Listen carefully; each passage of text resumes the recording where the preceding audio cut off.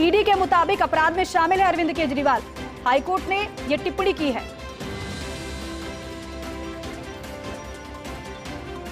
और ये बड़ी टिप्पणी ये भी कि चुनाव प्रचार से रोकने के लिए नहीं अरविंद केजरीवाल की गिरफ्तारी हुई है।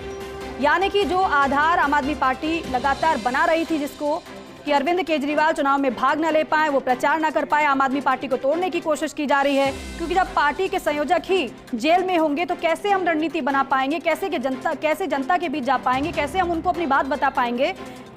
और इसीलिए डर गई है भारतीय जनता पार्टी आम आदमी पार्टी से, इसलिए बड़े बड़े नेताओं को जेल में डाला जा रहा है, जबकि ऐसे कोई सबूत है ही नहीं। लेकिन दूसरी तरफ हाईकोर्ट की तरफ से भी बड़ी टिप्पणी इस मामले में की गई है कि ऐसा नहीं है कि अरविंद केजरीवाल चुनाव प्रचार ना कर पाए इसीलिए गिरफ्तारी हुई है, बल्कि गिरफ्तारी इसलिए हुई है क्योंकि याचिकाकर्ता मनी लॉन्ड्रिंग में शामिल है। यानी कि अरविंद केजरीवाल मनी लॉन्ड्रिंग में शामिल है, इसलिए गिरफ्तारी की गई है। हाईकोर्ट ने कह दिया है जांच पूछताछ से किसी को छूट नहीं, मुख्यमंत्री को विशेषाधिकार नहीं है। यानी कि देखिए ये बड़ी बात जज ने कही है, जिस बात को लगातार अरविंद केजरीवाल कह रहे थे कि ऐसी कौन सी बड़ी बातें हैं कि एक मुख्यमंत्री को ईडी गिरफ्तार कर सकती है, जांच पूछताछ से किसी को कोई छूट नहीं है, मुख्यमंत्री को कोई विशेषाधिकार नहीं है। अरविंद केजरीवाल की दलील को हाईकोर्ट ने खारिज कर दिया। इस वक्त की बड़ी खबर, दिल्ली न्यूज एडिटर अदिति नागर हमारे साथ जुड़े। अदिति, यानी कि जज की तरह जिस तरीके से टिप्पणी हाईकोर्ट कर रहा है कि ऐसा लग नहीं रहा है कि अरविंद केजरीवाल की कोई मुसीबतें कम हो रही हैं, लग रहा है कि बढ़ने जा रही मुसीबतें। बिल्कुल, बहुत लंबे समय से इंतजार ये हो रहा था कि केजरीवाल की गिरफ्तारी सही है या गलत है। इस पर ये था कि कुछ देर तक फैसला आएगा, जो फैसला आ गया। देखिए कोर्ट लगातार बोल रहा है कि किसी को विशेष सुविधा नहीं दी जा सकती, भले ही वह मुख्यमंत्री क्यों ना हो। जब ये कहा गया कोर्ट की तरफ से तभी समझ में आ गया कि ये सवाल कि केजरीवाल की गिरफ्तारी सही है या गलत, ये बात अब खत्म हो जाती है।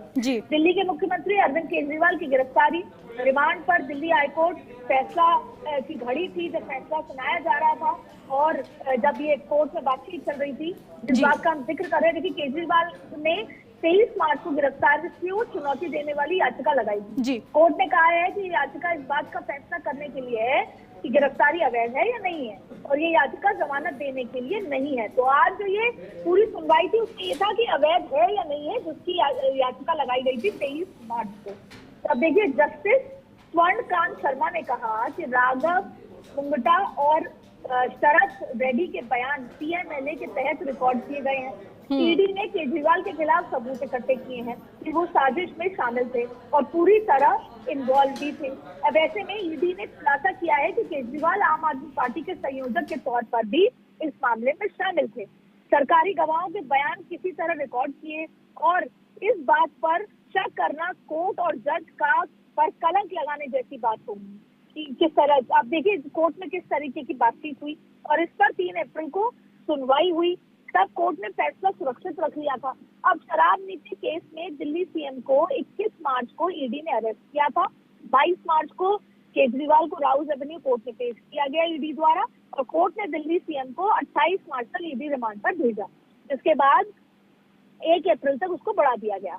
1 अप्रैल को कोर्ट ने 1 अप्रैल को कोर्ट ने उन्हें 15 अप्रैल तक न्यायिक हिरासत में तिहाड़ जेल में भेज दिया और वह पिछले 9 दिनों से तिहाड़ जेल में बंद।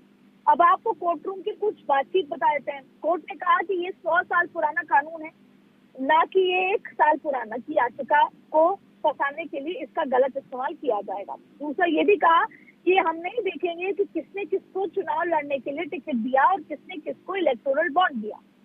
यह दावा कि केजरीवाल या वीडियो कॉन्फ्रेंसिंग के जरिए पूछताछ की जा सकती है, इसे खारिज किया जाता है। यह आरोप तय नहीं करेगा कि जांच किस तरह की जाएगी। जांच आरोप की सुविधा के मुताबिक, आरोपी की सुविधा के मुताबिक नहीं की जा सकती, ये भी कोर्ट ने कहा।